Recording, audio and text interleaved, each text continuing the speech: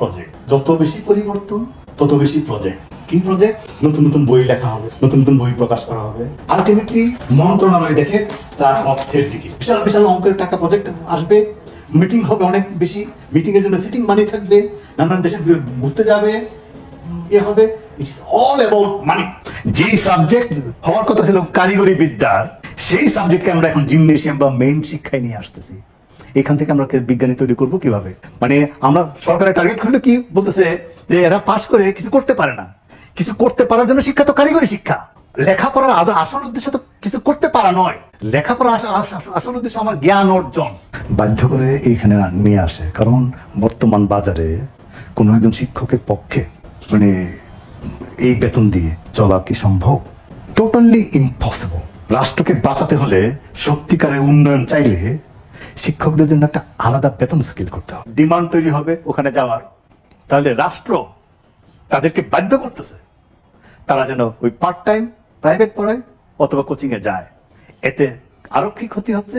ছাত্ররা মনে করতেছে, ছাত্ররা দেখতেছে যে স্যারের কাছে প্রাইভেট পড়লে ওখানে সেগুলোই পড়ায় যেগুলো পরীক্ষায় আসবে। যারা প্রাইভেট পড়ে না তারা ওই প্রশ্নের উত্তর দিতে পারে না। এই যে ছাত্ররা দেখে ফেলতেছে শিক্ষক হয়ে এরকম ছন্দায় নন্দাই করা, মানে 2 নম্বর চিন্তা করা, এই ছাত্র শিক্ষকের উপর রেসপেক্ট কিভাবে আসবে? ছাত্র বুঝতে হবে স্যার অনেক জানে, তখন তার উপর একটা সম্মান তৈরি হবে। স্যারের মানে সমাজেও তাদের একটা সম্মান আছে, স্যারের একটা সম্মানের জায়গা থাকবে। তখন একটা গ্রেডিয়েন্ট হয়, ঢাল তৈরি হয়, তখন জ্ঞানটা ফ্লো হয়। সে তার বাবা তো অমুক এমপি বা অমুক মেম্বার, সুতরাং এবং এই স্যার তো ক্লাসে ঠিক মতো পড়ায় না, প্রাইভেট পড়ায়, রেসপেক্ট নাই। রেসপেক্ট তো দান করার বিষয় না, রেসপেক্ট হলো অর্জনের বিষয়। রাষ্ট্রের উচিত শিক্ষকদেরকে এমন ভাবে তাদের চাকরির ব্যবস্থাটা করে দেওয়া যেন অটোমেটিক স্বয়ংক্রিয়ভাবে সমাজে তাদের একটা সম্মান তৈরি হয়, ছাত্র তাদেরকে সম্মান করে, এতে জ্ঞানের ফ্লো হবে। আমার ছাত্ররা আমাকেও বোকা ভাবে, যার জন্য সে আমাকে দেখলে দাঁড়িয়ে পড়ে, সিগারেটটা নিভিয়ে ফেলে। সিগারেট তো জাস্ট আনাদার খাবার জিনিস, এটার মধ্যে সম্মান দেখানো না দেখার কিছু নাই। এই যে আমাকে দেখিয়ে করলো, তার মানে কি আমাকে আন্ডারমাইন করলো? আমাকে সে দেখিয়ে সম্মানটা করতে হলো। সে মনে করে যে না দেখালে আমি বুঝতে পারবো না সম্মানটা। আমি চাই উপলব্ধি। যেমন আমি যখন আমার পিএইচডি সুপারভাইজারের সাথে কথা বলতাম, আমি পা এরকম করে বসতাম। তাতে কি মনে হয়েছে আমার সুপারভাইজারের সাথে তার কোনো রেসপেক্টের কোনো ঘাটতি আছে? আমরা একসাথে বসে কফি খাইছি, চা খাইছি, বিয়ার খাইছি, সো হোয়াট? রেসপেক্ট ভেতরের। স্যার, আমার একটু আমাদের এই নতুন শিক্ষাক্রমে ফিরে আসি। তথ্য প্রযুক্তি নামে একটি বিষয় সেখানে অন্তর্ভুক্ত করা হয়েছে, এবং সেই বিজ্ঞানে আপনি গণিত থেকে শুরু করে পদার্থবিদ্যা বা কেমিস্ট্রি, সেগুলাকে গুরুত্ব না দিয়ে তথ্য প্রযুক্তি মতো একটি বিষয় কিভাবে এখানে ঢুকে গেল? বিজ্ঞানহীন প্রযুক্তি মানে হলো টেকনিশিয়ান। বিজ্ঞানটা এক ধাপ এগিয়ে গেলে তারপরে তার সাথে তাকে পুঁজি করে প্রযুক্তি আগায়। ঘোড়ার আগে গাড়ি লাগানো যাবে না। আমরা এখন যা করতেছি, বিজ্ঞানকে অবহেলা করে আমরা ফিজিক্সকে গুরুত্ব কমিয়ে দিয়ে, বায়োলজির গুরুত্ব কমিয়ে দিয়ে, গণিতের গুরুত্ব কমিয়ে দিয়ে আমরা নিয়ে আসলাম তথ্য প্রযুক্তি। আর তথ্য প্রযুক্তি, ইনফরমেশন, এগুলো মানুষ এখন এমনি শিখে যায়। এই যে তথ্য প্রযুক্তি যারা তৈরি করলো, আবিষ্কার করলো, এরা সবাই বিজ্ঞানের ছাত্র। এরা ফিজিক্স বা ম্যাথমেটিক্স পড়ে তারপরে এই যে প্রোগ্রামিং বিভিন্ন কিছু চালু করছে। সুতরাং এরা তো কি প্রযুক্তি পড়ে হয় নাই? আমার দৃষ্টিতে একটা আইডিয়াল শিক্ষা কেমন হওয়া উচিত, আর আমরা কোথায়? আগে বলি আমরা কোথায় আছি। পৃথিবীতে একমাত্র বাংলাদেশে একমাত্র দেশ যেই দেশে কওমি মাদ্রাসা, বাংলা মিডিয়াম, বাংলার ট্রান্সলেশন ইংরেজি ভার্সন, ইংরেজি মিডিয়াম, মাদ্রাসার ইংলিশ ভার্সন, কারিগরি শিক্ষা, এরকম 7 থেকে 8টা শিক্ষা মাধ্যম আছে। এবং এগুলোকে আবার অর্থনৈতিক ক্লাসে ভাগ করা যায়। সমাজের হতদরিদ্র যারা, এতিম বাচ্চা অথবা তাদের জন্য কওমি মাদ্রাসা, আর সমাজে লো ক্লাস অথবা মিডল ক্লাস, আপার ক্লাস হইতে পারে, ওরা ধর্মীয়ভাবে মোটিভেটেড কারণে মাদ্রাসায় পড়ায়। একটা লার্জ সেকশনটা, মেইন স্ট্রিমটা হলো বাংলা মিডিয়াম। এটা লোয়ার মিডল ক্লাস, আবার মিডল ক্লাস একটু আপার, আবার উচ্চবৃত্তের একটু নিচে এরা হলো ইংরেজি ভার্সন, আর উচ্চবৃত্ত এবং শিক্ষিত অংশের ওটা হলো ইংলিশ মিডিয়াম।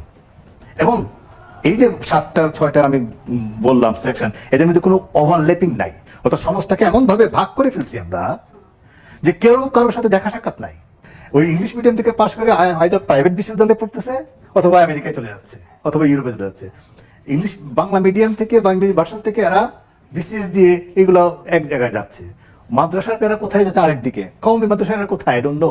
তো এদের মধ্যে কোথাও কোনো ওভারল্যাপিং নাই। অর্থাৎ সমাজ যখন এরকম বিভাজিত থাকে, কেউ কারো পালস বোঝে না, যার জন্য কেউ যখন নির্যাতিত হয় সে ফিল করে না, সে মনে করে সে তো আমার মানুষ না, সে তো অন্য জায়গার অন্য দেশের মানুষ মনে হয় তার কাছে। এইভাবে একটা দেশকে আমরা এইরকম বিভাজিত করে ফেলছি। ইংলিশ মিডিয়াম পৃথিবীতে কোন জায়গায় আছে যে গড় ধরে হাজার হাজার ইংলিশ মিডিয়াম চালু করে দিবে? স্যার আমি দুঃখিত, এই জায়গায় একটা প্রশ্ন করতে হচ্ছে, কিন্তু আপনারা যখন আপনাদের সন্তানকে ইংলিশ মিডিয়ামে দিয়ে দেন, তখন কি বাংলা মিডিয়াম এরকম তৈরি হওয়া সম্ভব? তাহলে তো মনে হয় যে সমাজে সুবিধাভোগী যে শ্রেণীরা আছে বা যাদের সক্ষমতা আছে তারা তো ইংলিশ মিডিয়ামে দিয়েই দিচ্ছে, তাহলে তো সেরকম বাংলা মিডিয়াম তৈরি হবে না স্যার। অক্ষম মানুষ, আমাকে যদি ক্ষমতা দেওয়া হতো, ওই যে বললাম আমি যেরকম স্কুল চাই সেরকম স্কুল বানাতাম, আমার মেয়ে ইংলিশ মিডিয়ামে পড়ে। আজকে যদি বাংলা মিডিয়ামটা সত্যিকার আমি যেরকম বাংলা মিডিয়াম চাই এরকম বাংলা মিডিয়াম যদি হতো, আমি কোনোদিন ইংলিশ মিডিয়ামে আমার সন্তানকে পাঠাতাম না। আমি তো চাই দেশে সেরকম স্কুল হোক যে স্কুলে প্রত্যেকে তাদের সন্তানকে পড়াবার জন্য পাগল হয়ে যাবে। আমি যখন দেখি যে স্কুলের শিক্ষকদের মান খারাপ, আমি তো সেখানে পড়াতে চাই না, তারপরেও আমি পড়াতাম।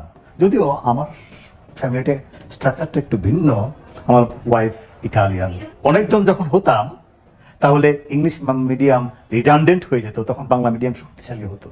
খুবই ভালো মানের শিক্ষক হবে, স্কুলগুলো খুব সুন্দর হবে, স্কুলে বিরাট বিরাট খেলার মাঠ থাকবে। ভালো স্কুল করার অনেক উপকারিতা আছে।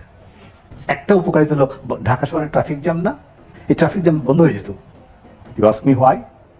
কারণ হলো এই যে স্কুলে খারাপ পড়ানোর কারণে, কোচিং বা প্রাইভেট পড়ার একটা কারণে বিকালবেলায় স্কুল থেকে গিয়ে তাদেরকে আবার কোচিং সেন্টারে যেতে হয়, বাবা মাকে সময় অপচয় করে ওখানে তাকে নিয়ে যেতে হয়, গাড়িটাকে যেতে হয়, গাড়িটাকে পার্ক করতে হয় কোথাও।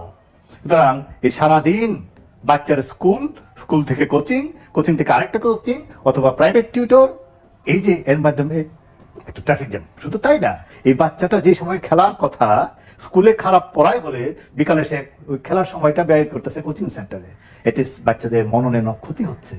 এই সুযোগে একটু দেশের ইংলিশ মিডিয়াম স্কুলগুলো যেটা আছে তাদের যে কারিকুলাম সেটা কি ঠিকঠাক, বা ওইখানকার একটু পরিস্থিতি আপনার কাছে জানতে চাই। ইংলিশ মিডিয়াম কারিকুলাম এবং বাংলা মিডিয়ামের কারিকুলাম আকাশ পাতাল পার্থক্য। একটা জিনিস যেটা করছে, একটা মিল আছে, ইংলিশ মিডিয়ামেও বিভাজনটা নাই, সায়েন্স আর্টস কমার্স। এরাও করতেছে কি, সায়েন্স আর্টস কমার্স বিভাজন নাই, কিন্তু এরা করতেছে ঘাড় ধরে একই জিনিস সবাইকে পড়তে হবে। ইংলিশ মিডিয়ামে ঘাড় ধরে একই জিনিস পড়ানোর কোনো ইয়ে নাই, কারণ কোনো আর্টস সায়েন্স আর্টস কমার্স এগুলো ভাগ নাই, কিন্তু ইউ হ্যাভ 100টা different subject you can choose, so you are free. তোমার আপনার যদি ভালো লাগে, you have knack towards music, you can take music class subject. If you have fine আর্টসে ভালো, you can take choose fine arts. এই freedom. আর আমরা কি করলাম, সায়েন্স আর্টস কমার্স আগে থাকলে অন্ততপক্ষে আমার একটা ফ্রিডম ছিল, আমার এই সাবজেক্ট ভালো লাগে না আমি শুধু সায়েন্স নেব, আমার সায়েন্স অঙ্ক ভালো লাগে না আমি আর্টস নেব, অথবা আমার এটা ভালো লাগে না আমি কমার্স নেব। ওই সামান্য স্বাধীনতাটুকু আজকে হরণ করে দেওয়া হলো। এখন বলা হচ্ছে সবাইকেই সব সাবজেক্ট পড়তে হবে, এন্ড দিস ইজ রং। এখানে আরেকটা ক্রাইসিস ছিল স্যার এর আগে শিক্ষা ব্যবস্থায়। আমি যখন আমার বিভাগ বেছে নিয়েছি, আমার তো মনে হয়েছে যে আমার ক্লাস 9-এর আগ পর্যন্ত, ক্লাস 8 পর্যন্ত আমাকে বিভাগগুলো সম্পর্কে একটু ধারণা দেওয়া দরকার ছিল যে কোন বিভাগে কি পড়ায়। আমি কি বুঝাতে পেরেছি আপনাকে? তাহলে দরকার হলো সব সাবজেক্ট ওপেন করে দেওয়া, কারণ চুজ তো করতে হবে। You need some top ranking physicist, top ranking medical doctor. এখন এগুলো তৈরির রাস্তাটা বন্ধ করে দেওয়া হলো। কি করা হলো, আগে উচ্চতর গণিত ছিল, নতুন শিক্ষাক্রমে উচ্চতর গণিত বাদ। উচ্চতর গণিতটা স্যার বিজ্ঞানের শিক্ষার্থীদের জন্য ছিল, বিজ্ঞান বিভাগে ছিল। তার মানে আমাকে তো বড় ইঞ্জিনিয়ার হতে হলে, বড় সায়েন্টিস্ট হতে হলে আমাকে তো গণিত জানতে হবে। গণিত is the language of science. At some point you have to decide. এইটাই কাজ হলো স্কুলের টিচারদের, যে এই যে প্রাইমারি স্কুল থেকে শুরু করছে এইরকম অবজার্ভ করতে থাকবে, স্কুলের শিক্ষকরা দেখবে, সবাই মিলে ঠিক করবে এই বাচ্চাটার নেটটা কোন দিকে। পদার্থবিজ্ঞান আগে যতটুকু পড়ানো হতো সেটা 1/3 করে ফেললাম, বায়োলজি 1/3 করে ফেললাম। অর্থাৎ আমি করলাম কি, একে একটু নামে নিয়ে আসলাম, আর যারা আর্টস নিত তাদেরকে বললাম তোমরা একটু বিজ্ঞান পড়ো, আর ওদেরকে বললাম তোমরা একটু আর্টস পড়ো। এটা লাইক দুইটা কন্টেইনার পানি আছে, একটা হায়ার টেম্পারেচার আর একটা লোয়ার টেম্পারেচার। তো দুইটাকে যখন আমি একসাথে করি তাহলে কি হয়, না দুইটা মিলে একটা এভারেজ টেম্পারেচার হয়। আমরা একটা এভারেজ জাতি তৈরি করতে যাচ্ছি। You will not get top ranking scientist, top ranking doctor. এখন যারা ইন্টারমিডিয়েটে যাবে, suddenly they will find themself in the sea, সমুদ্রের মধ্যে পড়ে গেছে, তারা ওখানে আর সাঁতার কাটতে পারবে না। এবার কিন্তু নৈতিকতার মূল্যবোধ নামেও একটি বিষয় যুক্ত করা হয়েছে, জীবন জীবিকার মতো বিষয়গুলো যুক্ত করা হয়েছে, কৃষি, শিল্প খাত, এই বিষয়গুলো নিয়ে যদি বলেন। আমি তো ভুলেই গেছিলাম, মারাত্মক গুরুত্বপূর্ণ এই যে কাজটা করা হলো। যে সাবজেক্ট হওয়ার কথা ছিল কারিগরি বিদ্যার, সেই সাবজেক্টকে আমরা এখন জিমনেশিয়াম বা মেইন শিক্ষায় নিয়ে আসতেছি। এখান থেকে আমরা বিজ্ঞানী তৈরি করবো কিভাবে? মানে আমরা সরকারের টার্গেট করলে কি বলতেছে যে এরা পাস করে কিছু করতে পারে না। কিছু করতে পারার জন্য শিক্ষা তো কারিগরি শিক্ষা। লেখাপড়ার আসল উদ্দেশ্য তো কিছু করতে পারা নয়। লেখাপড়া আসল উদ্দেশ্য আমার জ্ঞান অর্জন। জ্ঞান অর্জনের বাই প্রোডাক্ট হবে আমি কিছু করে খাবো। আর যারা আসল উদ্দেশ্য কিছু করে খাবে তারা যাবে প্রফেশনাল ট্রেনিং, তারা যাবে কারিগরি বিদ্যায়, তারা যাবে অন্যান্য ট্রেনিংয়ে, তারা সেলাই শেখা শিখবে। ওখানে জীবনে জীবিকা আসতে পারে, ওখানে ভালো থাকা আসতে পারে। তাহলে এই ভালো থাকা জীবন জীবিকা নিয়ে আসলাম আমরা মেইন স্ট্রিমে। তার মানে ওই যে মেইন স্ট্রিমকে আমরা কারিগরি লেভেলে নামায় নিয়ে আসলাম। which will be disaster। তো দেখতে পাচ্ছি আমরা we are lowering, degrading our educational মান। এমনিতে সাউথ এশিয়ার তলানিতে will go even downward। 1990 সালের থেকে সরকার সবচেয়ে খারাপ সিদ্ধান্ত নিল কি, যে স্কুলের ম্যানেজমেন্টে আসবে হলো এমপিরা। ওই আমাদের সময় স্কুলের হেডমাস্টার, এমন মানের হেডমাস্টার পাইছিলাম বুঝছো, যাকে কখনো কোনোদিন বাজার করতে দেখি নাই, যাকে কখনো স্কুলের বাইরে কখনো দেখি নাই। সে মাথা নত করে যেত, কেউ তাকে অসম্মান করার, মানে তার এমন ব্যক্তিত্ব ছিল, স্কুল দিয়ে হেঁটে গেলে সব খালি হয়ে যেত। এই শিক্ষকদের গল্পের কথা আমরা আমাদের বাবাদের কাছ থেকে, চাচাদের কাছ থেকে শুনেছি। আমাদের জেনারেশন কিন্তু আবার এই ধরনের শিক্ষক আমরা মিস করেছি এই গল্পটা যখন শুনি। তাহলে এই পরিবর্তনটা কবে থেকে হলো স্যার? একটা তো হলো গ্লোবাল, যে আমরা এত বেশি ক্যাপিটালিস্ট।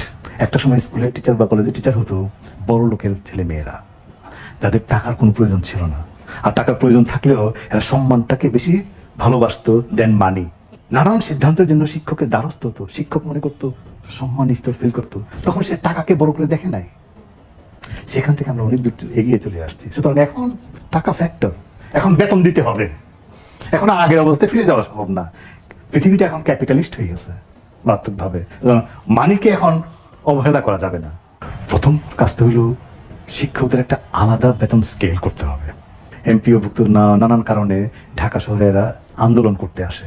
আমরাও যখন আমরা মূলধারা গণমাধ্যমে কাজ করেছি আমরা দেখেছি এই বিষয়টিতে কোনো গুরুত্ব নাই। এই যে শিক্ষকরা দিনের পর দিন আমরণ অনশন করছে, ছোট করে একটা সংবাদ দিয়ে দাও, তারা পুলিশের লাঠিপেটা খাচ্ছেন। এই পরিস্থিতিটাকে স্যার আপনি যদি, একটা ভয়াবহ পরিস্থিতি, আপনি যদি আরেকটু স্পষ্ট করেন এটা কোন লেভেল অন্যায় স্যার? রাষ্ট্র তো তাদেরকে বাধ্য করে এইখানে নিয়ে আসে। কারণ বর্তমান বাজারে কোনো একজন শিক্ষকের পক্ষে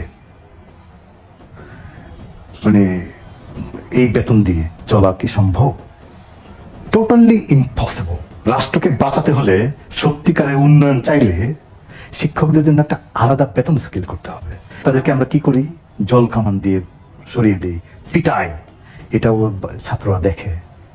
এই ছাত্রদের এই শিক্ষকের প্রতি সম্মান কিভাবে আসবে? কারণ রাষ্ট্র তাদেরকে একটু সম্মান দেয় না, তাদেরকে তৃতীয় শ্রেণীর নাগরিক হিসেবে ভাবে। বেতনটা ওদের মানে থার্ড ক্লাস কর্মচারী। অর্থাৎ আমাদের সুইপার টিপারদের বেতন যেরকম, এদের বেতন সেই রকম। ইনফ্যাক্ট আমার যে ড্রাইভার তার বেতনও ওই প্রাইমারি স্কুলের শিক্ষকের থেকে বেটার। এই যে ঢাকা বিশ্ববিদ্যালয়ের অধিকাংশ শিক্ষক বিভিন্ন প্রাইভেট বিশ্ববিদ্যালয়ে পড়াতে যায়, কি আনন্দে পড়াতে যায়। এক নর্থ সাউথে যদি আমি একটু পড়াতে যাই, আমার ওই একটা দিন শেষ, বিশাল ট্রাফিক জ্যাম পের হয়ে যেতে হয়, আবার আসতে হয়, একটা ক্লাস নিতে হয়। পৃথিবীর কোন দেশের শিক্ষক 3টা 4টা চাকরি করতে হয় তাকে বাঁচতে হলে?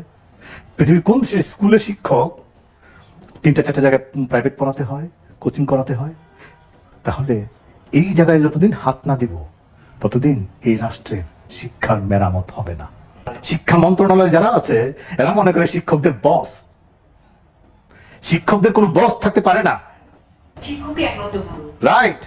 যে কঠিন বাস্তবতা আমাদের এখনো আছে, মিরপুরে, আজিমপুরে, অলিতে গলিতে, ফ্ল্যাট বাড়িতে, অ্যাপার্টমেন্ট ভাড়া করে যে স্কুলগুলো, এগুলো সব অনুমোদনহীন স্কুল। সেই অনুমোদনহীন স্কুলেও শিক্ষার্থীর অভাব নাই, প্রচুর শিক্ষার্থী এই অনুমোদনহীন স্কুলগুলোতে। তারা আবার অনুমোদিত একটা স্কুলে গিয়ে একটা তারা পরীক্ষা দেয়। তো এটাও তো আমি মনে করি যে শিক্ষার্থীদের যে বিকাশ, হ্যাঁ, যে স্কুলে চেয়ার টেবিলে ক্লাসরুমে সে পড়াশোনা করলো, সেই স্কুলের নামটা নিয়ে সে আসতে পারতেছে না, তাকে আরেকটি অনুমোদিত স্কুলে এসে সেখান থেকে পরীক্ষা দিতে হচ্ছে। তারপর আপনি শিক্ষকদের জীবনমানের কথা বললেন, যে শিক্ষকদের জীবনমানকে উন্নত না করে, তো এগুলাকে ঠিক না করে আবার নতুন শিক্ষা পদ্ধতি। তো রাষ্ট্র তো এই বিষয়ে, সরকার, তারা এগুলো ওয়াকিবহাল, তারা সব জানেন এই বিদ্যমান পরিস্থিতি। তাহলে সেগুলোকে পরিবর্তন না করে কেন এই নতুন করে আবার এই শিক্ষা পদ্ধতি আনা হয়? কারণ হলো প্রজেক্ট। যত বেশি পরিবর্তন তত বেশি প্রজেক্ট। কি প্রজেক্ট? নতুন নতুন বই লেখা হবে, নতুন নতুন বই প্রকাশ করা হবে। আলটিমেটলি মন্ত্রণালয় দেখে তার অর্থের দিকে বিশাল বিশাল অঙ্কের টাকা প্রজেক্ট আসবে, মিটিং হবে অনেক বেশি, মিটিং এর জন্য সিটিং মানি থাকবে, নানান দেশে ঘুরতে যাবে, ইয়ে হবে। ইটস অল অ্যাবাউট মানি। সার্বজনীন যে শিক্ষা ব্যবস্থা, সকল শ্রেণীর মানুষ এক জায়গায় একই অবস্থানে একই ক্লাসে বসে পাশাপাশি বসে পড়াশোনা করবেন, এই ব্যবস্থাটা কি বাংলাদেশের বর্তমান পরিস্থিতিতে এখান থেকে কি ভাবা যেত? আমরা কি সেটা করতে পারতাম? অবশ্যই পারে। সমস্ত মাধ্যমে আমরা যদি মাদ্রাসাও থাকে, সেখানে একটা কমন কিছু সাবজেক্ট থাকবে।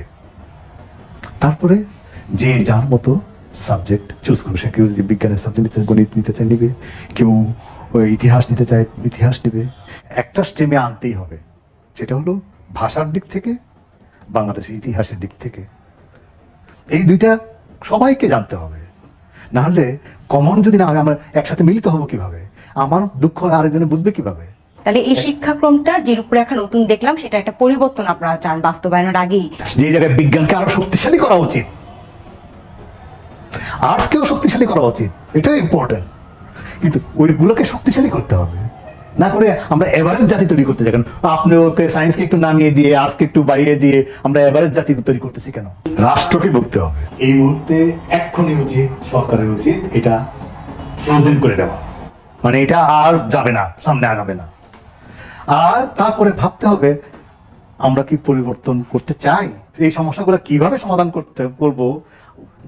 কোনো দেশ এরকম সমাধান করছে কিনা, তার কোনো উদাহরণ আছে কিনা, সেটাও জনগণকে জানাতে হবে, শিক্ষাবিদদের মতামত নিতে হবে। এই বিষয়গুলো আপনি তুলে ধরেছেন, আমরা সবাই আশা করি যে এই বক্তব্যের ভিত্তিতে আশা করি সবার মধ্যে সেই আলোচনাটা তৈরি হবে, সবাই এটা নিয়ে ভাববে এবং এটা একটি সমাধান আমরা খুঁজে পাবো। আপনাকেও ধন্যবাদ আমাকে এই কথাগুলো বলার সুযোগ করে দেওয়ার জন্য, কারণ আমার ভিতরে প্রচন্ড পরিমাণে একটা তাড়না জন্মাচ্ছিল যে আমি একা ফিল করতেছিলাম। আমি তো চাই কথাগুলো মানুষ জানুক, জানান। এটা অত্যন্ত গুরুত্বপূর্ণ বিষয়। এই ব্যাপারে সিদ্ধান্ত নেওয়ার আগে বর্তমান যেটা আমি বলি এটা ক্ষতি হবে, এটাকে ফ্রোজেন করে নতুন করে ভাবা উচিত। Thank you. আর আজকের ভিডিওটি এ পর্যন্তই। আশা করি ভিডিওটি আপনাদের ভালো লেগেছে। ভিডিওটি ভালো লাগলে লাইক কমেন্ট করতে ভুলবেন না। আর নিয়মিত আপডেট পেতে অবশ্যই চ্যানেলটি সাবস্ক্রাইব করে রাখুন। দেখা হবে অন্য কোনো ভিডিওতে। সে পর্যন্ত সবাই ভালো থাকবেন। ধন্যবাদ।